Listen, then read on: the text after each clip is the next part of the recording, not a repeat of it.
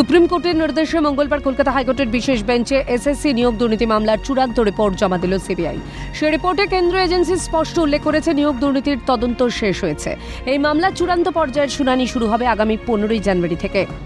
এই যে নিয়োগ দুর্নীতির মামলাগুলো ছিল, এইগুলো নিয়ে বারংবার আদালত থেকেও বলা হচ্ছিল এবং বাকি জায়গা থেকেও যে একটু তৎপর হয়ে এইগুলো তদন্তগুলোকে শেষ করা এবং তদন্তগুলো শেষ করে সেইগুলোকে নিয়ে ব্যবস্থা নেওয়া। তো সেজন্য সিবিআই চার্জশিট দিয়েছেন। আমরা ইতিমধ্যে এখনো বুঝতে পারিনি যে চার্জশিটটার মধ্যে আরো সাপ্লিমেন্টারি চার্জশিট দেওয়ার প্রভিশন রেখেছে কিনা। জেনারেলি সিবিআই যেটা করে তদন্তে, তখন সিবিআই সেটাকে একটা প্রভিশন রাখে যে তারা আরো এই করবেন, সাপ্লিমেন্টারি চার্জশিট দেবেন কিনা।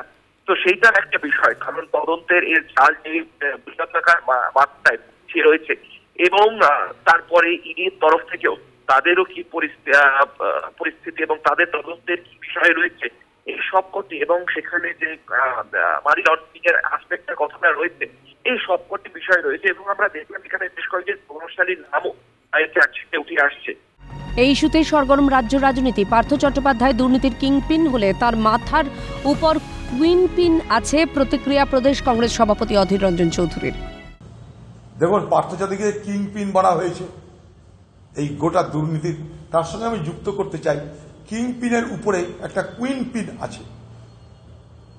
পার্থ চট্টোপাধ্যায়ের এত টাকা রোজগার, এত টাকা তছরূপ করা, এত টাকা দুর্নীতি করা, বাংলার পুলিশ মন্ত্রী কিছুই কানে যায়নি, কিছুই খবর পায়নি, এটা তাই বিশ্বাস করতে রাজি না। তাই কিং পিনের পাশাপাশি এ বাংলায় দুর্নীতির কুইন পিনকে তাকেও চিহ্নিত করা উচিত। বিপদের সময় তৃণমূল ফোন ধরে না। গ্রেফতারির সময় মুখ্যমন্ত্রীকে পার্থ চট্টোপাধ্যায়ের ফোন করা প্রসঙ্গে মন্তব্য কংগ্রেস মুখপাত্র সৌম্য আইচের। মানে ইডি যখন রেড হয় বা সিবিআই রেড হয়, তখন যাকে ফোন করতে চেয়েছিলেন মাননীয় মুখ্যমন্ত্রী, তিনি ফোনটা ধরেননি। এটা তৃণমূলের বোঝা উচিত যে বিপদের সময় তৃণমূল ফোন ধরে না। নিয়োগ দুর্নীতি তৃণমূলের পরিকল্পিত ও প্রাতিষ্ঠানিক দুর্নীতি, মত বিজেপি মুখপাত্র শ্রমিক ভট্টাচার্যের।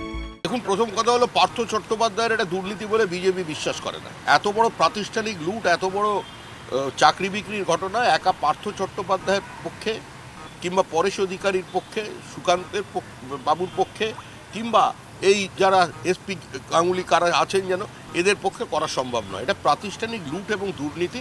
এটা তৃণমূলের পরিকল্পিত, তৃণমূলের অনুমোদিত, তৃণমূলের দ্বারা অনুপ্রাণিত এবং তৃণমূলের বদান্যতায় পাহাড় থেকে সাগর পর্যন্ত সমস্ত ছাত্রছাত্রীর মেধাকে লুট করে নেওয়া হয়েছে। সুতরাং এটা ইডির তদন্তের সাপেক্ষে পার্থ চ্যাটার্জিকে রাখছে। পার্থ চ্যাটার্জি স্ট্রাইকার পজিশনে ছিলেন, কিন্তু হাফব্যাক কারা ছিলেন, গোলেকে দাঁড়িয়েছিলেন, আর ডিফেন্সে কারা কারা ছিলেন, সেই প্লেয়ারগুলোকে তো আনতে হবে সামনে। যারা মানুষের ভবিষ্যৎ নিয়ে খেলেছে তাদের ভবিষ্যৎ বলে যেন আর কিছু না থাকে, প্রতিক্রিয়া বিজেপি মুখপাত্র সজল ঘোষের।